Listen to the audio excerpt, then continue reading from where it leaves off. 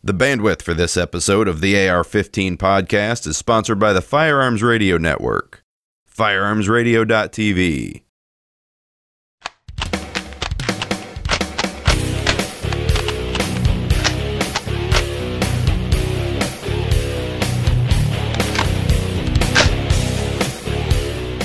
Welcome to episode number 96 of the AR-15 podcast. We are your secondary backup, second string hosts, JW Ramp and Anthony Hardy. And we are here because Reed's out right now, and so we're going to make this happen. Yes, Reed's had a little family emergency, so we all want you guys to keep him and his family in your thoughts and prayers as his family works through his little family, well, his family issues that he has going on. So. Yeah, of course. This is the podcast about your favorite black rifle. This show is for you whether you're building your first AR or you've been building ARs for years. There's something we can all do to take our black rifle to the next level. So wait a minute, who is this show for? Everyone. Everyone? I thought it was Everyone. for you said it was for you. I thought you were talking about me. It's not for me? Oh, come on, Reed. Oh, wait, Reed's not here. JW? You should see him rolling in his eyes, guys. This is going to be an interesting show. By the way, Brownells makes this show possible.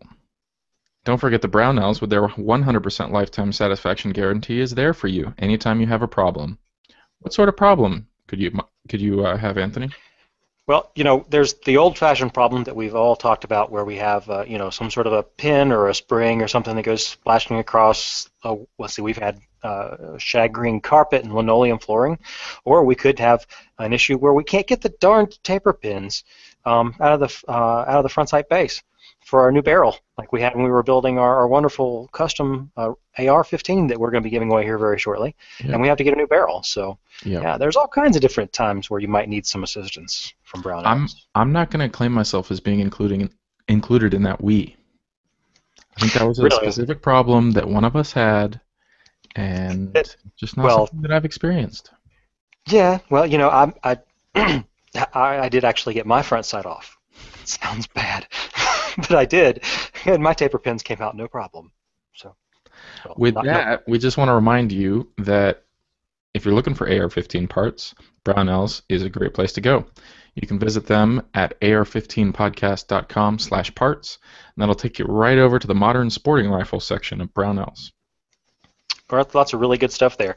And I think one of the really good kind of neat things that we've got over there right now is something that you've got here for a product of the week, JW. Yeah, I was looking at picking up a threaded barrel for my Glock. I saw that Silencer Co. was going to start selling them, and so I looked, hey, what else is on the market? And it turns out there's other barrels on the market that are half the price. So looking at that, looked at some of the other AR parts, and I don't have a 22 conversion kit. One of those drop-in bolt carrier group assemblies that just kind of goes right into a normal 5.56 upper. I don't have one, so figured I might as well give that a go. It turns out it's on sale right now. The CMMG comes with a magazine. The magazines themselves are on sale if you want to get some extras. So, yeah, those went right into my cart. Awesome, man. Very, very good. Yeah, and also we have going on right now, if you guys haven't gotten an email from Brownells, we also have the Brownells Back in Black rifle event going on. So they've got all kinds of wonderful AR-15 goodies that are on sale. So the link for that is in the show notes. So we'd encourage you guys to take a look and see what you might be able to find. Yeah, it's stuff that you could use if you're starting to build just right from the ground up, whether you already have an upper or if you need an upper, or excuse me, a lower, or if you need to pick one up, they'll actually ship it to your FFL. They've got all the basics, and they're cutting prices on them right now. So check that out. Good stuff. Good stuff. Yeah. So our topic tonight is something that that I have a very specific interest in right now. If you guys remember, it was not that long ago when we had a very quick reference to me getting a new truck. And so I've been looking a lot at storing my firearms in my vehicle as a temporary measure. I'm not going to leave them in there permanently, obviously, but as a way for transport if I need to have access to them, etc., etc. So this show is about vehicle storage options. Yeah, so we're going to start off with some considerations that kind of apply to the decision-making process of what you're trying to accomplish and what you're carrying with you. Going to get into some of the options for keeping it inside the car, outside the car, and just some other things to think about. So Outside the car. outside the car, or maybe on Ooh. top of the car, or Ooh. yeah. There's miniguns out there, and there's at least one or two transferable ones. So I'm just going to hope that they're in the hands of some of our listeners. Yep. Yeah, they're not in mine, that's for sure. Yeah. So when we start talking considerations, JW. Yeah. One of the important things to think about before you start throwing a fully loaded AR in the back of your car is it legal? I live in Pennsylvania, and you can't carry a loaded gun in your car unless it's a firearm and you have a license to carry firearms. And there's kind of a specific definition for what's a firearm. Really? It includes handguns.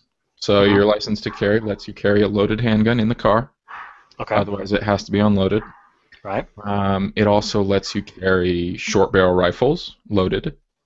Basically anything that's a quote-unquote firearm. So say you have a full auto Uzi. I think it's short enough so it would be a firearm. So you could carry that full auto Uzi. But if you had like a regular old AR with a 18 or 20-inch barrel on it and it was like a full-on rifle, even with a license to carry, you can't carry that sucker loaded in your car. Huh.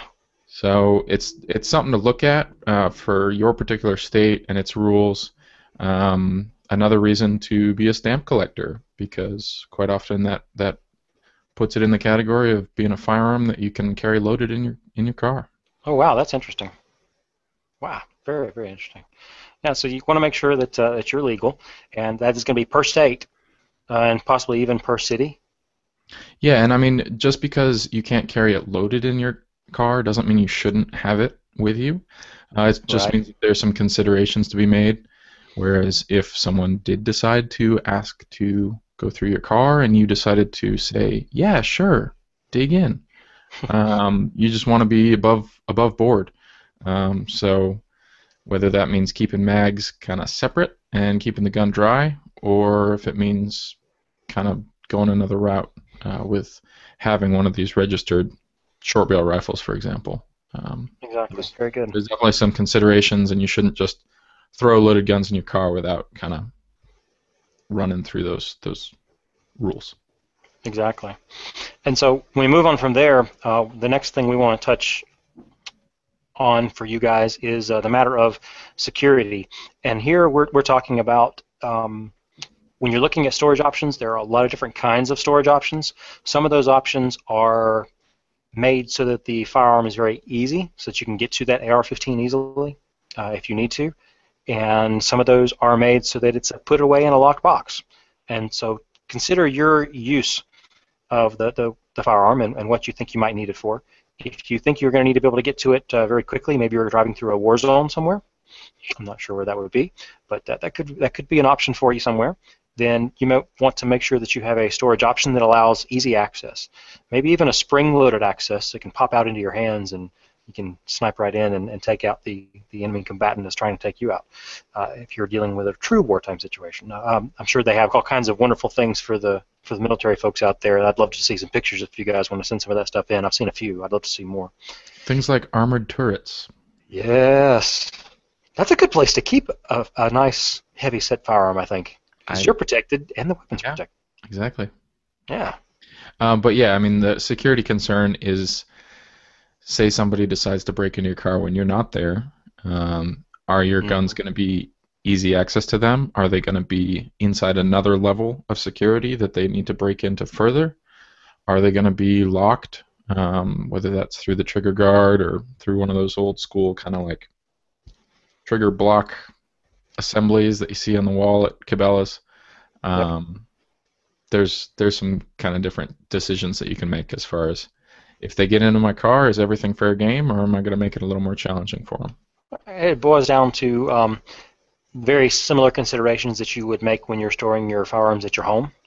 Do you want to have them easily accessible, or do you want to have them more secure and make it more difficult if someone is trying to come after them? So, of course, it's a much the decision when you're dealing with a vehicle is going to move from place to place and be in various different situations, whether it's going to be sitting at your parking garage or in a parking lot at work or out at a shopping center somewhere, versus being in at your home, maybe in your own garage, versus being, you go downtown in a big city because you're going to go see a movie and you just park, in a parking lot where you're paying $5 and you don't know, what the surroundings are going to be. So those are all going to be considerations for you as to whether or not you want to keep the weapon in the car after you've gotten the storage, and what storage type you pick. One kind of wrinkle on that, I guess, is that taking your guns in and out of your car are a consideration as well.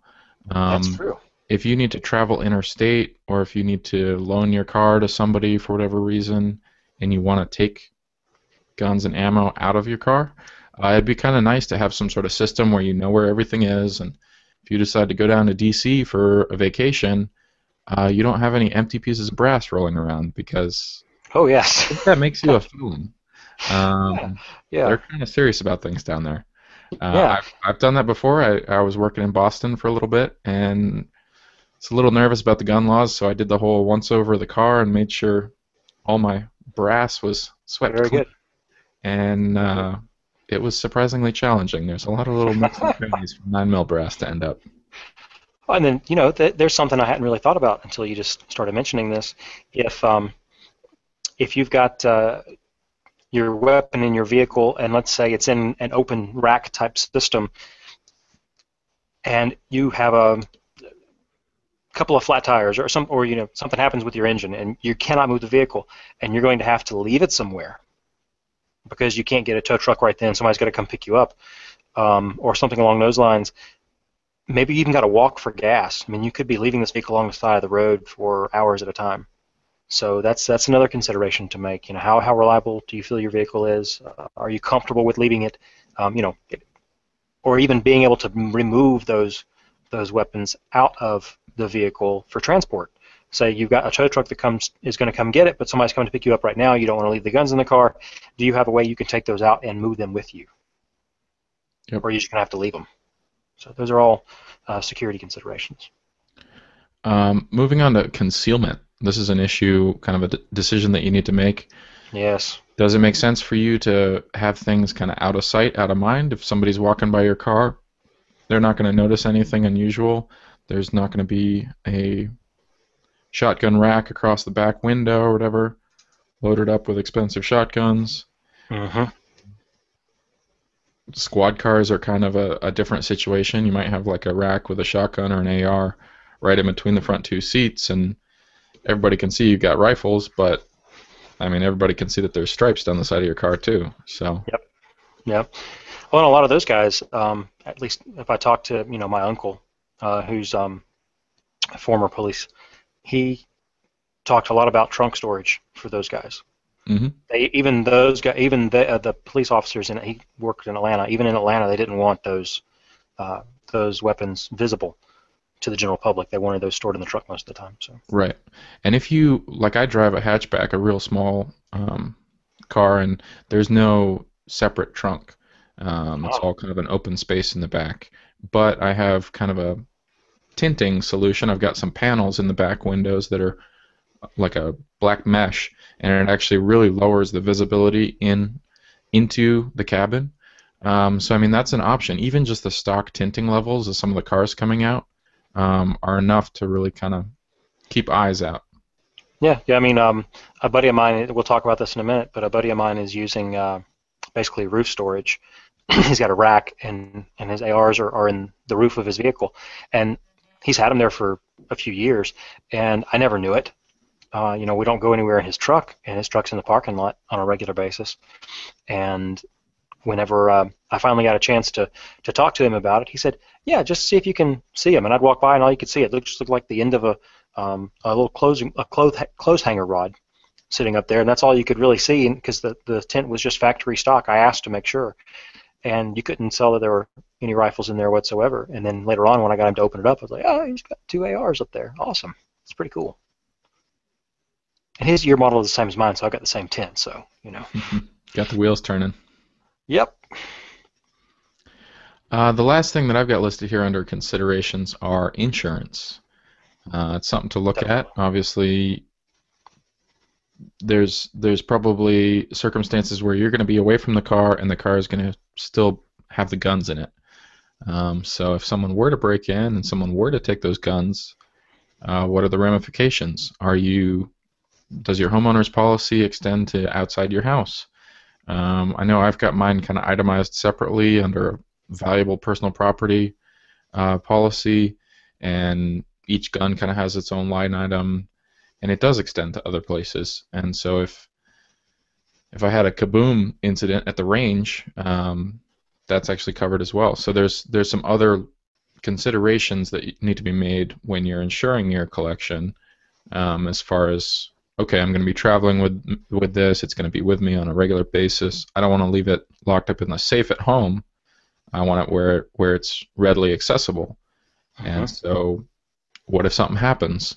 Do you have all your serial numbers down, all the details of the widgets that you've strapped onto your gun, so you can try and recover that cost if you were to? Gosh, that's a large cost too now. Put it together. I know. Do you have a recent photo of your build that you've uploaded to the AR-15 podcast Flickr group? That's right. Very good. I mean, you got to have records. If this is a gun that's driving all over the place, you need to know what it is, and it'd be great to have some sort of policy backing it, so that if something does happen, you wouldn't be out. Yeah. So make sure you read your policies, whatever your homeowners or auto policy is when it comes to your firearms and storage and theft or anything else like that. When you're talking about keeping a record, it just reminded me. I've got an app I use called GunLog SPC. And it allows you to record basically a listing of all your firearms, and you take a picture and you can put the accessories in there and the cost and the time you got them, and you can add them to the firearm. It doesn't it doesn't build the firearm for you. It doesn't actually put the scope on that you put on your weapon or anything like that. But it does allow you to keep a record of everything, serial numbers, makes and models. It also can do range tracking and that kind of stuff. But it's a nice little app, and it does not. One of the cool things about it is it does not share its data anywhere. It only stays on your phone, and it tells you. They give you specific instructions on how to pull that data off of your phone to back up onto your PC, so that you can keep it, and then you can restore back that database back into the app should you need to at a later time. So it's kind of a neat little app to keep as an electronic copy of all of your stuff. Yeah, I'm kind of old school. I just have a spreadsheet that I have sitting on Dropbox or whatever. But yeah, that works too. Very good. What was the name of the app one more time? It was GunLog SPC. I think it didn't cost very much. I think it was $4 or $5 maybe. I don't remember. So it was pretty cool. We'll have to talk about apps a little more often. I know I pulled out Ballistic AE for you the other day. Which I bought after I saw what it could do. Oh, but I've never used that feature before. So basically, Anthony had a picture from the range of his target because he was blasting like a sniper and pulling tight groups together. And he didn't have like a micrometer or something to measure the group size, so I actually imported the photo into Ballistic AE and just tapped on every bullet hole, told it what size the target was. Yep. Well, tells you exactly what the group size is, and if you tap the 0 of the target, it tells you how many clicks to turn your turrets to 0 your group. Yep. So there's some pretty cool stuff out there. Yeah, I would have actually bought that after you sent that picture, and that's not an inexpensive app. That's a $20 app, and I was impressed enough just with that piece of it, which is a very small piece of what that app is capable of, and actually went out and grabbed that too. Yeah, that was pretty cool. Which, by the way, should we tell people I actually shot a decent grouping for the first time ever? I don't know if that really matters anymore. But. No, have you finally surpassed your Mosin groups? By far, yeah. Okay, so the AR platform isn't. Yeah, it's better. Yeah. Okay, I'm glad we've come to that. Yeah, I finally figured out what I was doing wrong. So yeah. All right, let's dig into some options here. Alrighty. Let's start off inside the car. Inside the vehicle. Now, when I started looking at this, just as an option for myself, the first thing that popped up when I started looking at was a lot of the DUHA stuff. I don't know if I'm saying that right, but it's DUHA. And I don't know if you guys are familiar with that, but they make storage bins for your vehicle. And a lot of times they're used in trucks and they'll go underneath your rear seats. So if you got a second row of seats, they can go underneath your rear seats back there. And they do have some options for accessories to go with that. And a lot of times they'll come with the bin that'll have allow you to be able to store your rifles in there. Now normally that's with no scopes, so that can be an issue. But if you got a QD mount, it's not that bad. And they do make it for they're custom made for the individual truck, the individual model, et cetera, and it's a really nice storage option. It turns out I've already got stuff. Just flip up that rear bed seat. Yep. Flip up that rear bed seat, and they make them. I've seen. I don't know if it was Duha that makes the lockable versions, but there are a lot of companies out there that make similar products. Some of them are made out of steel. The Duha is, I think, a plastic type material. Some of them are lockable versions. Some of them are open, like the Duha is. And it's not a bad little product from what I've seen. I know I talked to a few people around, and I know some people that have them. I haven't had a chance to actually look at it yet. And I've already got stuff underneath my seat that I'm doing anyway, so I won't be using this myself after I saw this. But it's not a bad thing. It can get a couple of rifles in there, and it seems to work okay. So nice. That's one option is basically underneath your rear seats. And I assume if you've got any sort of a vehicle that would have seats that would flip up in the rear, you would be able to get some sort of storage. If there's enough clearance underneath the seat, you'd be able to get some sort of storage bin that might fit underneath there. Yeah, I'm thinking that's not going to work with the Mini Cooper. Oh, come on now. You're not. There's got to be enough headroom above. Well, if you're like me when you're a Mini Cooper, when I test drove a Mini before I got my previous vehicle, and so you were weighing between the Mini and the F-150. Well, no, that was vehicle before the F-150. Okay. Yeah, no, it was between the Mini and a couple other little sports cars at that point in time, and the Mini was a lot of fun to drive, but I was like, oh, my head. I've got some headroom, but not much. It was just a few inches. Like if I had as much hair as you do, which I don't, guys. If I had as much hair as JW does, my hair would have been hitting the top of the car the whole time. So. Yeah, I can kind of pump the seat down so it's a little bit lower. Yeah. And it's great. I got plenty of room. So that brings us to our next little piece of storage, our next location that we're looking at. If you guys have a chance, take a look at the show notes. We just grabbed some different options for you and stuck them in there with some links. Big Sky makes some roof storage that can go in the roof of your vehicle. Great Day. Shelf It is actually rather interesting. We'll talk about. And then Santa Cruz makes another, just basically a rack. And what these are, most of the ones that I've seen, like my buddy has one in person that I've seen, is putting just a rack in the. I'm looking up like I'm in a vehicle, like you guys can see what I'm doing if you're not watching on YouTube, and you actually put the rack in the roof of your vehicle. And I was surprised at just how flush it was. I mean, it only comes down a few inches, 3 or 4 or 5 inches, depending on the width of your firearm and the specific rack. So they don't take a lot of clearance up there. So if you've got a decent roof height up there and you got enough headroom, you can actually put one of these in just about any vehicle. If you have enough headroom, again, that is. But most of them are just a rack, and they'll either have some sort of a locking mechanism built into the rack itself, or like I think the Big Sky has some sort of a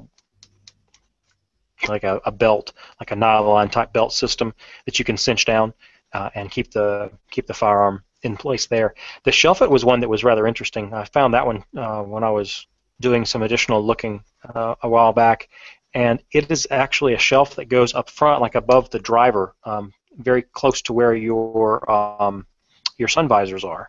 Yeah, and so it's actually a shelf that visors goes down. It's basically in that spot, and then your visor's going to flip up flush against it.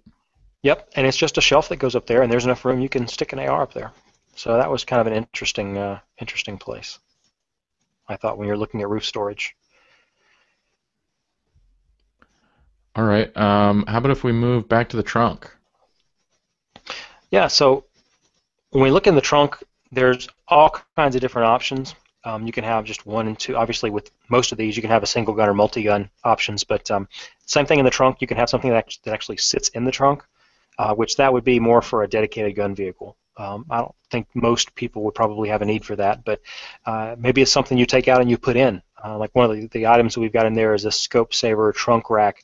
Looks like something that would be fairly easy for you to pull out of the trunk and put back into the trunk. So maybe you're going hunting and you don't have a truck.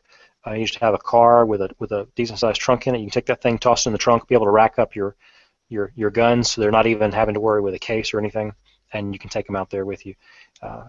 And The you next also, one you got lifted here yeah, is the Tough Lock, and I really like the idea of this, and it's almost something that bolts yes. to the interior of your trunk, and it provides some sort of like clasping mechanism that grips a couple different spots on your rifle or shotgun, and it seems a little lower profile. If you didn't have Very. your gun riding in the trunk, you'd still have almost a complete trunk available for storage. Um, so it's kind of a cool option. Looks like Yeah. you could grab it pretty quick, and you could probably get one with a lock on it. Yeah, I really liked that one. If you're going to go for a trunk option, it does look like it's very nice. Looks like it's pretty nice and thickly made. Looks like it's well made. I think it would handle, pulling the firearm in and out a decent amount. hmm I've got a buddy who his day job is as a city cop, and for his personal vehicle, he's been looking at trying to mount a SBR in the trunk somehow.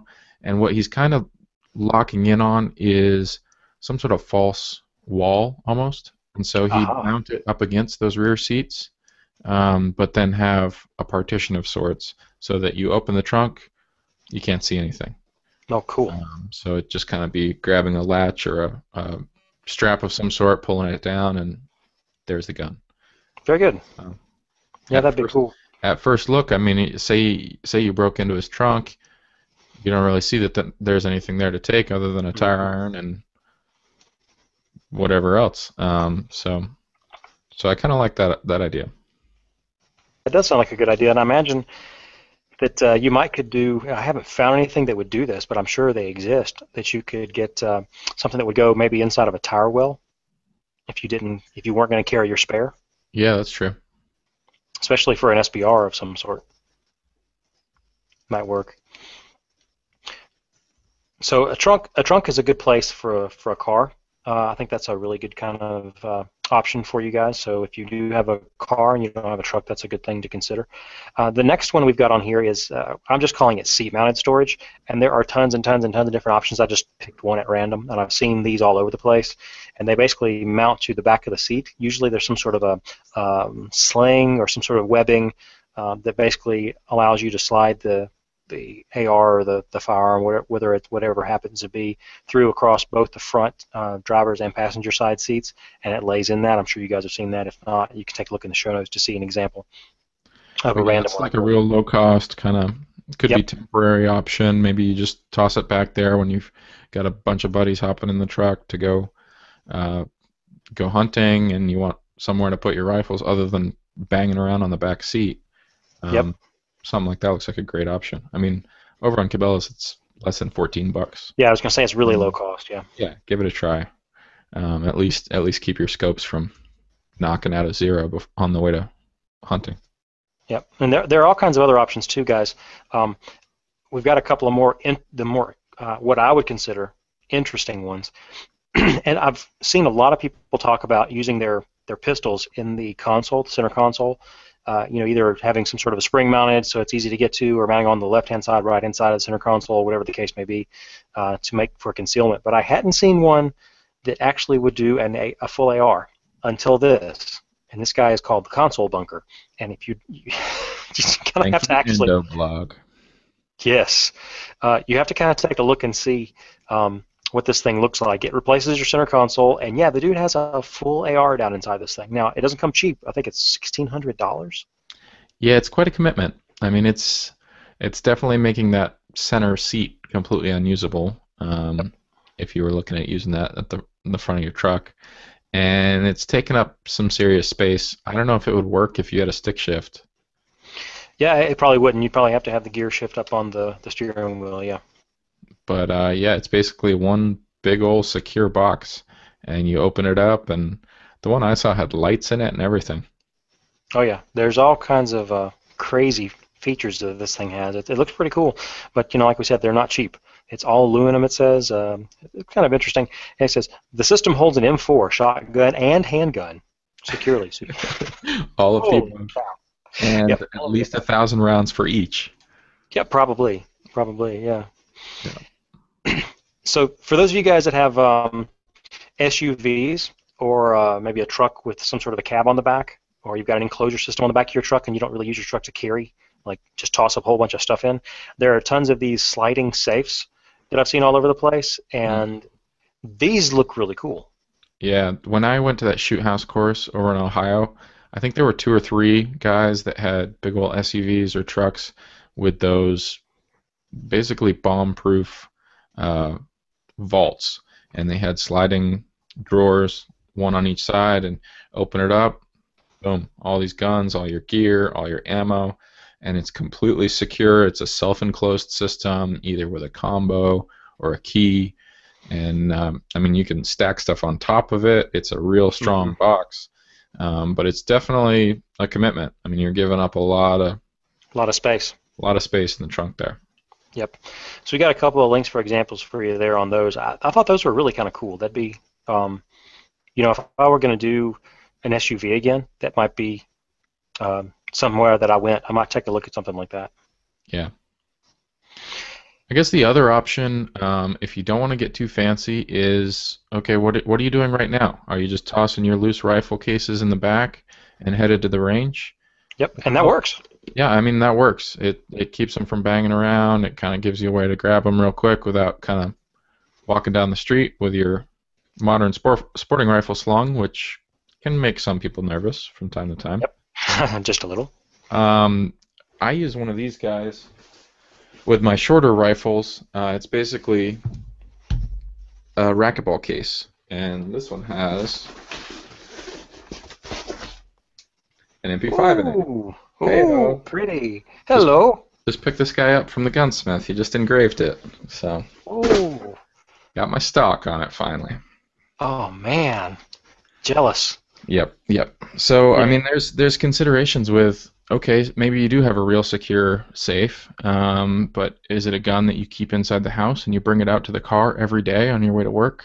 Well, maybe someone's going to notice that. So, yeah, there's probably a better way to get your guns in and out of the car without all the neighbors seeing, whether that's kind of pulling around the back and doing it back there, or whether it's putting them in a case that doesn't quite look so obvious. I imagine people have golf club cases that are pretty innocuous looking and are about the length of a rifle, so there's some other options there.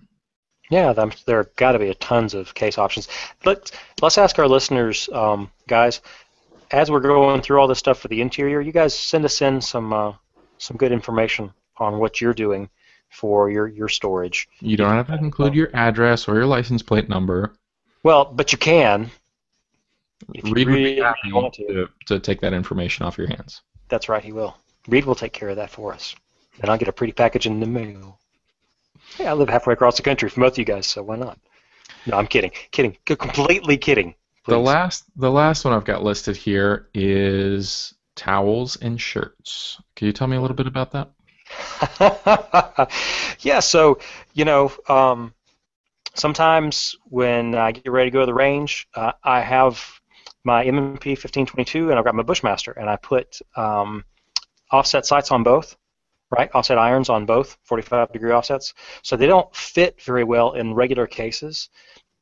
They will fit in like one case that I have. It's a soft side case, and it'll fit in that, but it won't fit in the hard side case because it doesn't have enough room. So I can't put it in. I've got 2 cases with 2 rifles, but I can't put them in both since I put the 40 offsets on there.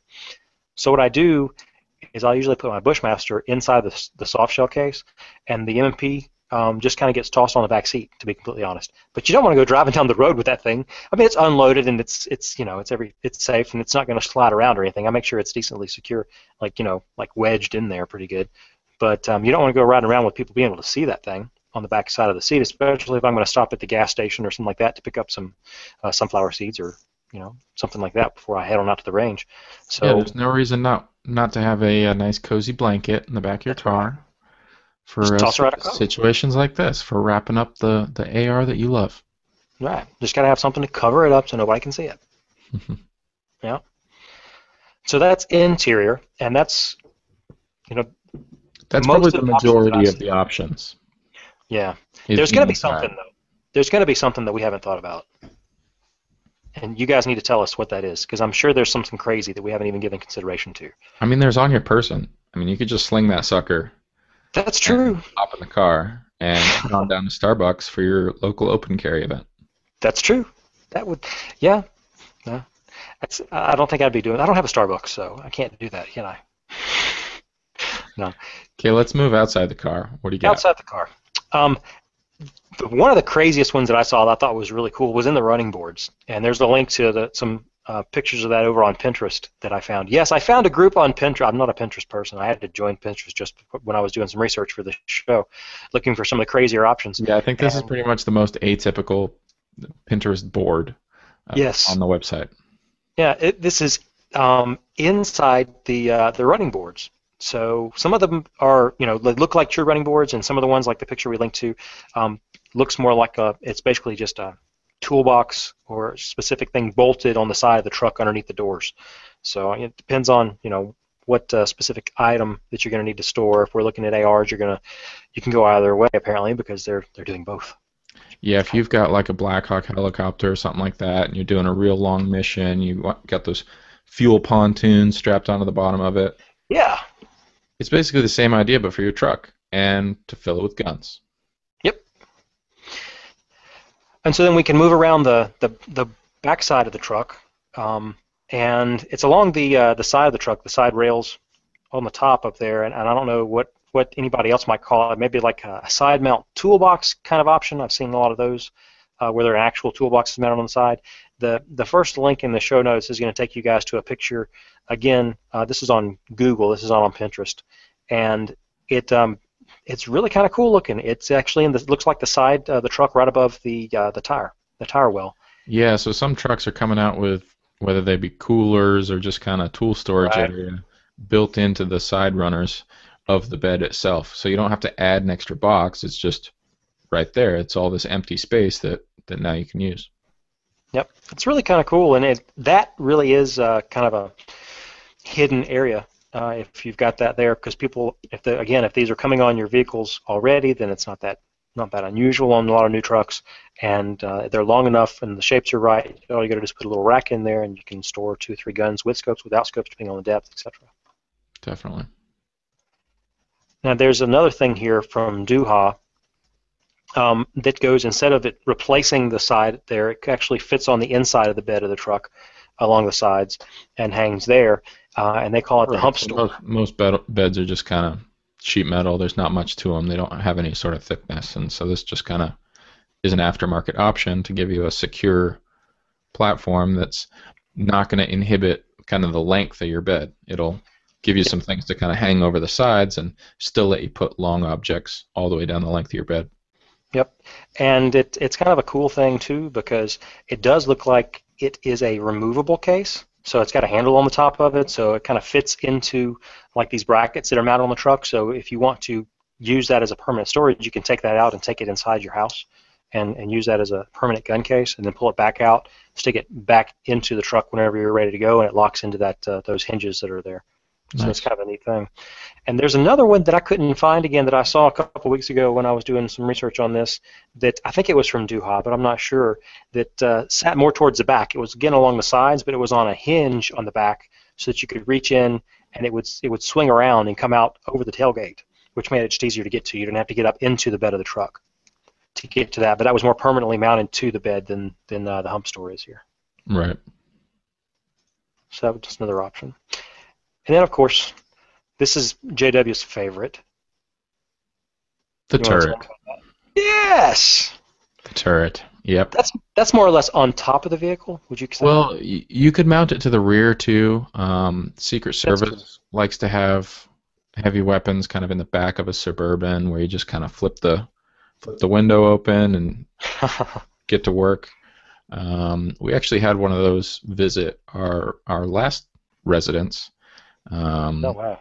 Yeah, the big boss was in town and decided to make a visit, and Secret Service came in heavy, and yeah, my wife got to see what the inside of a heavily armored and armed Suburban looks like from Wow. down the street. So she didn't take any photos to send me. I was so disappointed. Oh, darn. I know, I was Come at work and Secret Service was there heavy, and I was so jealous. Yeah, that's crazy. That's Yeah. crazy. So yeah, I mean, there's the back of your car. If you got a truck, you could put a standing mount, like for your Mod Deuce or something like that. So you could kind of have a whole range of aiming positions while you're driving or when you're stopped. I'm not going to comment on the legality of shooting from inside a vehicle. I know the fish cops here in PA would be upset with you. Of course. But if you're firing your Ma Deuce on the move, maybe the fish cops aren't your biggest concern. Yeah. Probably not. If you got the money for it, punch a hole right through the roof. You could either have a passenger stand up, operate the firearm out the top, or even install a turret, whether it's motorized or whether it's a manual turret. If you do that, you're probably going to draw some fire because it's such a unique shooting position. So throw up some armor plates, some AR-15, maybe some ballistic windows so you can see through. If you're really concerned about being a bullet magnet, get a robot involved and have it controlled from the passenger seat, from the climate-controlled confines of your armored vehicle. Just go wild. And then we're still talking Star Wars kind of stuff, man. Yes, like the Millennium Never Falcon. been done before. Yes, very good. So, what are some of what are some other considerations other than the firearm itself? Well, we mentioned it depends on where you're at as far as whether you're going to be able to run it fully loaded. So if you aren't, sometimes there's requirements that your ammunition is in like a separate compartment, whether that's a different part of the car or whether it's in a locked box. So that's kind of a pain in the butt, but something that you got to think about. If you're just looking for some spare magazines, maybe for your handgun, and you got a license to carry, it'd probably be good to have those mags where you could reach them. So, did you find anything to kind of keep those at the ready, or is it something separate? Or yeah, over at LaRue Tactical, I found from Magstore magazine storage that basically you can bolt anywhere. You could bolt this in your closet, inside your gun safe if you got a way to do that, or in the trunk of your car, or on the ceiling of your car or whatever. And it holds how many does this thing say it holds? 180 rounds. 180 rounds. So that's quite a bit when you're dealing with 30-round magazines. Yeah. It's 12 30-round mags that it can hold in there, which is kind of cool. That'd be 6. That'd be 6. 6 Yeah, it would be with 30. it. Well, it looks. Yeah, it is. It is. I mean, or you could 6. just load them halfway because you're worried about having girly hands when you're seating mags, and you can't do the 30-round mag. And I can't talk. Yeah, it is 6 magazines, and it's a nice, secure place to store. I'm not going to go bouncing around, things like that. So that could be a kind of an interesting thing to do, and it allows you to carry, a decent amount of ammo at the ready, should you think you're going to need that. They've got this list of compatible mags, and it's like 50 items long. I've never heard of these suckers. I know. Did you know DPMS made their own mags? I didn't know that. Wow. Mossberg makes AR-15 mags? Really? Plinker Tactical. Matrix Diversified. Wow. Yeah. There's some interesting mag names.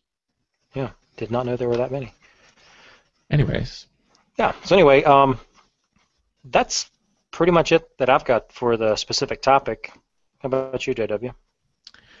Yeah, that's about it. I mean, this is the AR show, so we're talking about that, but obviously handguns are going to be probably high up on your list of things to carry in your vehicle if you're that sort of a minded person. I have a little bit of a difficulty right now with appendix carry seated in the car. It's because I possess a little bit of a belly, and so things get kind of poked around the wrong way. So I tend to carry on a hip, but there's definitely some options to kind of get it off the body if that's what you're interested in. Then you don't have to deal with kind of digging around a seatbelt, whether you're left or right-handed. And so guys mount their handguns under their steering wheel or maybe in between their legs or in either side of them in the pockets. Have you seen anything kind of that piques your interest there? Yeah, it's one of the neat things I thought. I've seen a lot of options online, specific holsters made to, again, we're talking handguns really briefly here, but to be able to mount underneath the steering wheel in your vehicle. And I thought that's not a bad place to carry. Whenever I first started looking at everything, I thought it's not a bad place to carry. And I was looking at my buddy's truck the other day. He said, "Yeah, you're gonna put yours underneath the steering wheel?" I said, "Yeah, I haven't just gotten around to getting a specific holster for it." He said, "You don't have to. You just grab a paddle holster, dude." I was like, "Are you serious? Paddle holster?" And so I've got a nice little just cheap Blackhawk paddle holster, and sure enough, just pop that thing right there. And I've got an F-150. It probably won't work on every truck, but there's a nice little seam there in the plastic, and that will just pop right in and carry my handgun, no problem whatsoever. So that was kind of cool. Nice. And guys, we did link that Pinterest group that I was telling you about. It's called Vehicle Weapon and Hidden Storage. Nice. So that's kind of an interesting little Pinterest group there if you want to take a look and see some neat pictures. Door mount for weapon on military APC. Yes. What are you talking about? Army Yes. KX250 bug out bike. Mm-hmm. Nice. Yeah, and there's some bug out vehicle interior that's down there.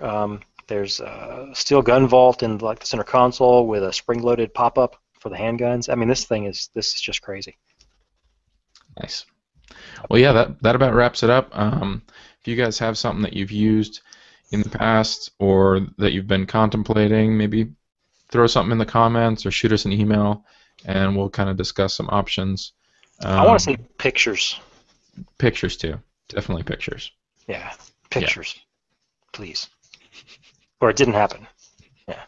All right. Let's get into feedback. We got some really good feedback this week, so yes, I'm going to spend a good amount of time on it. Yeah, we do, because I think y'all mentioned something about not getting a lot of feedback last week. Is that what I heard? Is that right? I don't know. One of the listeners mentioned us talking about not having a lot of feedback. So, yeah.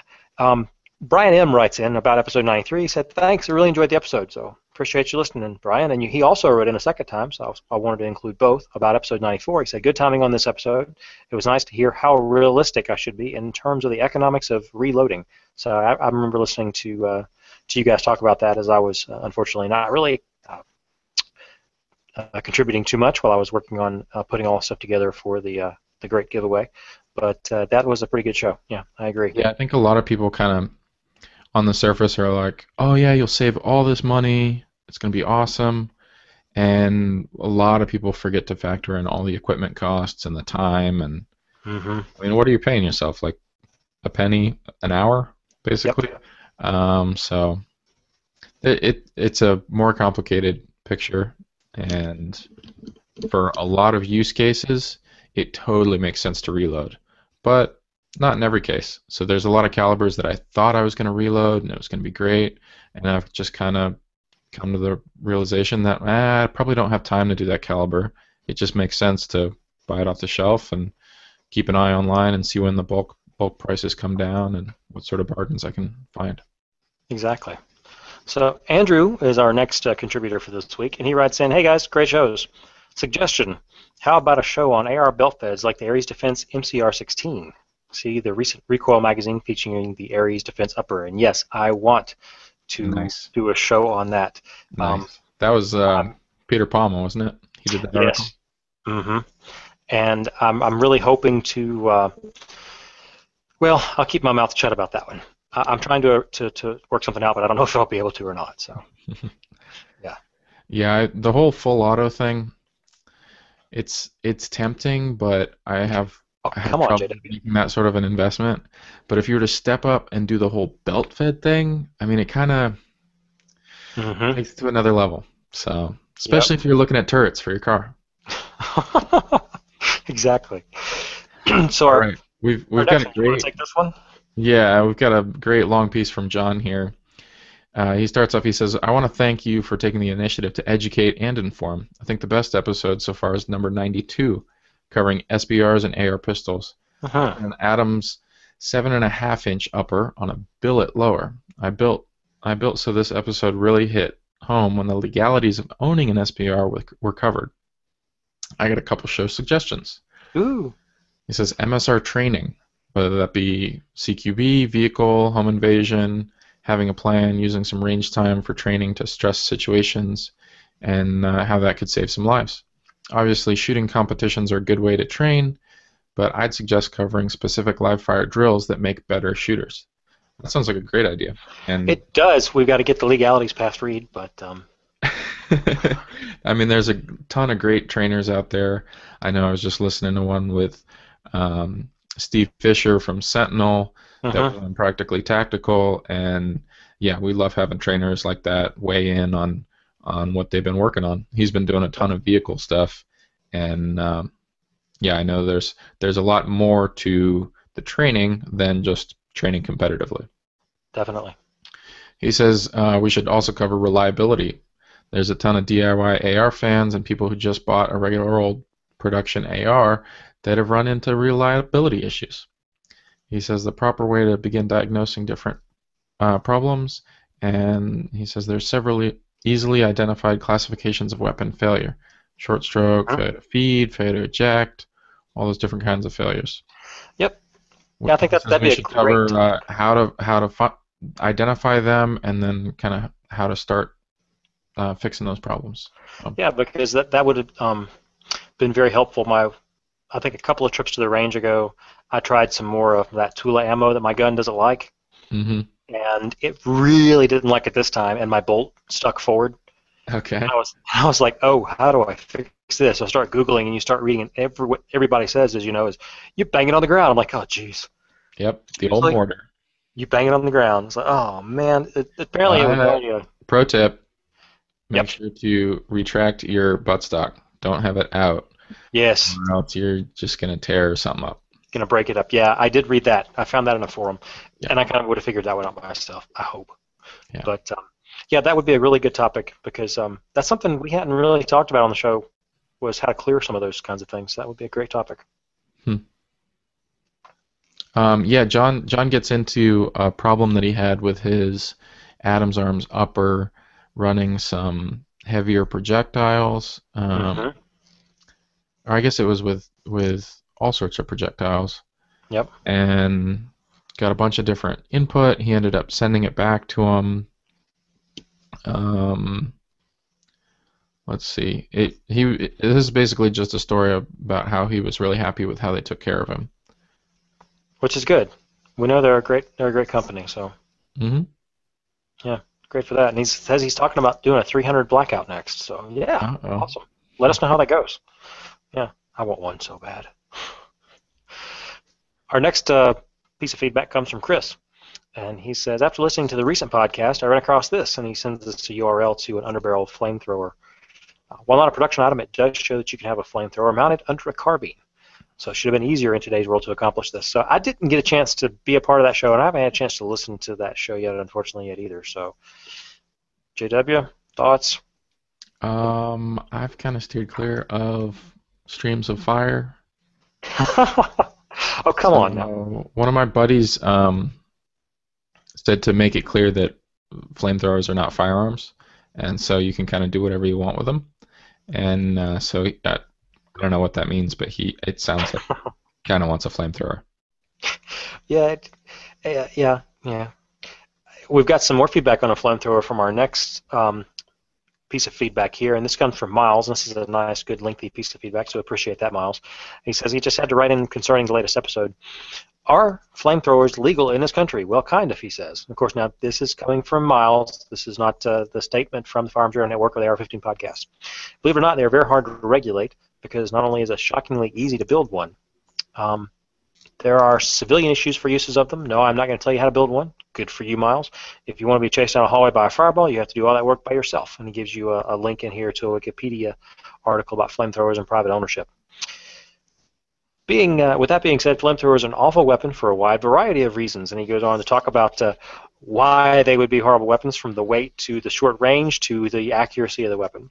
So that's kind of a really interesting thing. He talks about in the movie Spawn, I seem to recall an underbarrel launcher of some kind, a flammable slime. It wasn't technically a flamethrower or a sprayed around goop that you could then light on fire, so that's interesting. I think one would be much better served with some manner of incendiary device, like a flare launcher, if you want a fire starter mounted on your gun. That could be kind of cool. I like this next piece here. He says, also, regarding the Zip 22 contraption you talked about, some acquaintances of mine have had experience with those. They are useless and somewhat dangerous to the user in a standalone configuration. At least the early ones were. Yeah. He says you'd probably be better off with a suppressed Ruger 22 pistol.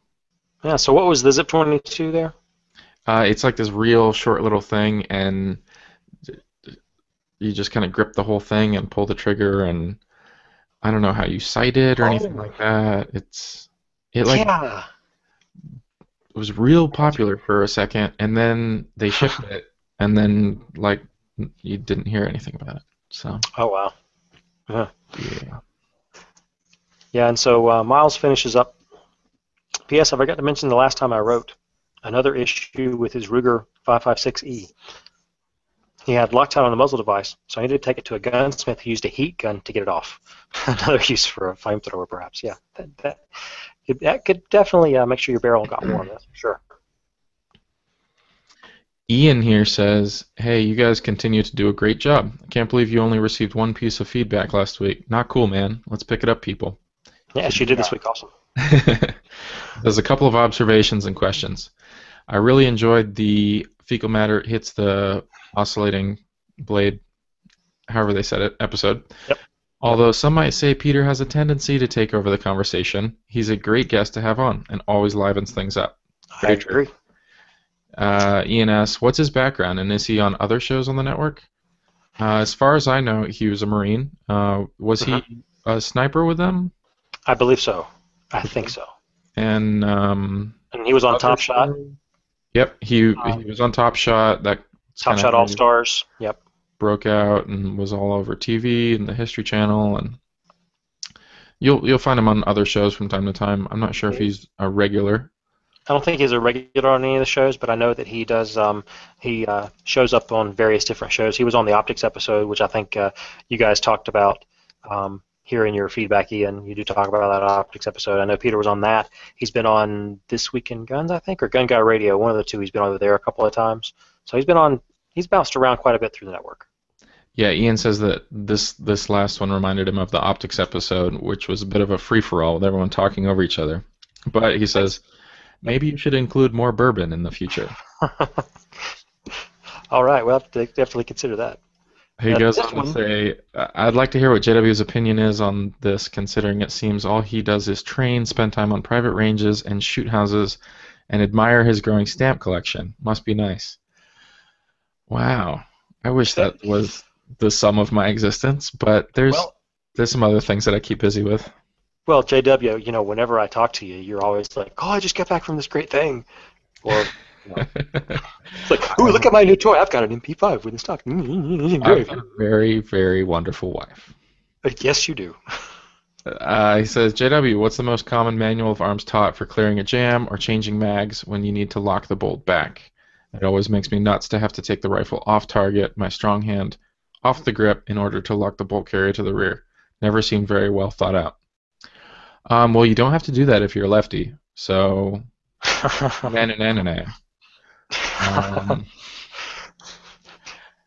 is it that you like to lock it to the rear as a righty? I always have to take my strong hand off and pull it back and then lock it with my left. I used to use both hands, so. Yeah, it's kind of a mess. It is. I couldn't really explain it over the audio waves necessarily cohesively because I'm used to doing it lefty, and I don't train righty nearly as much as I should.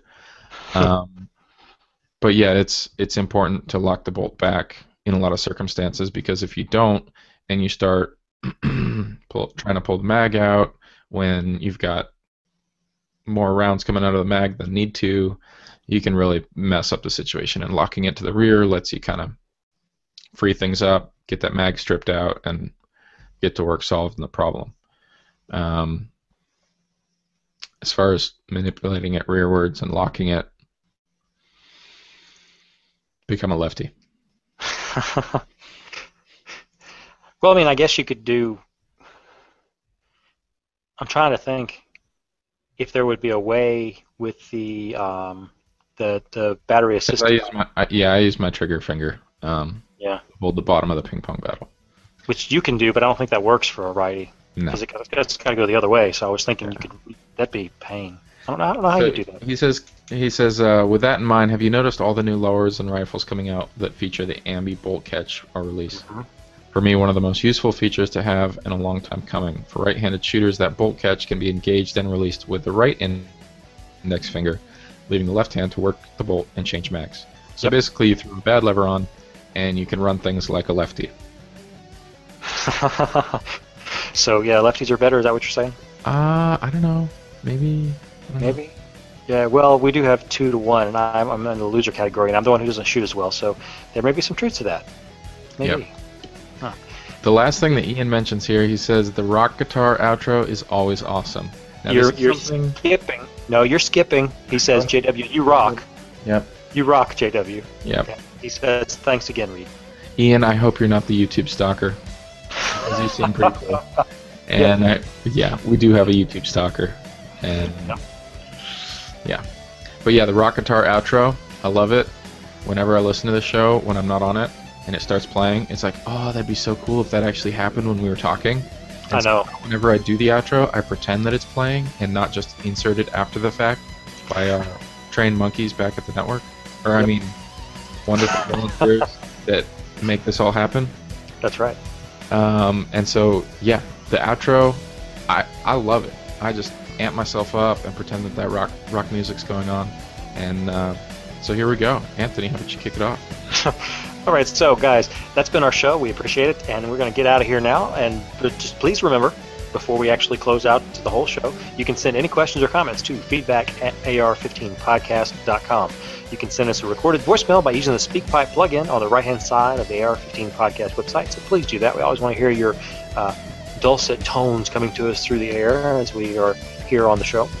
Subscribe and listen to the AR-15 podcast for free at firearmsradio.tv/iTunes, or search for us on iTunes or on Stitcher.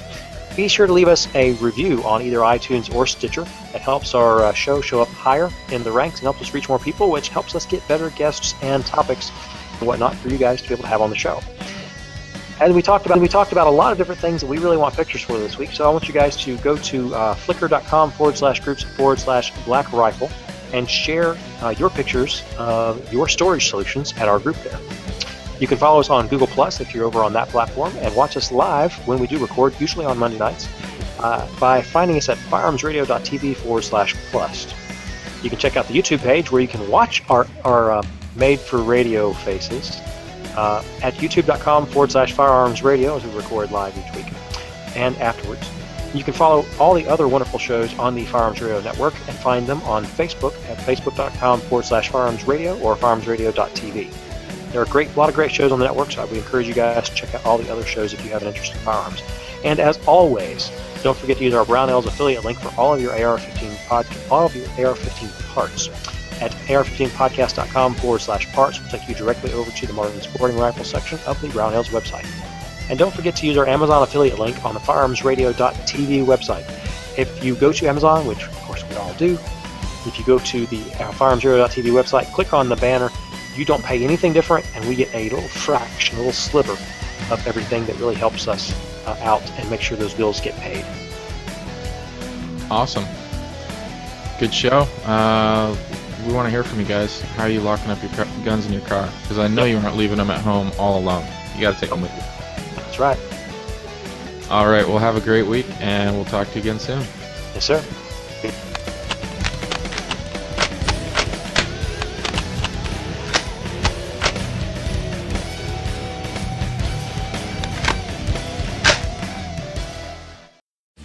This has been a production of the Firearms Radio Network. You can find more information at firearmsradio.tv.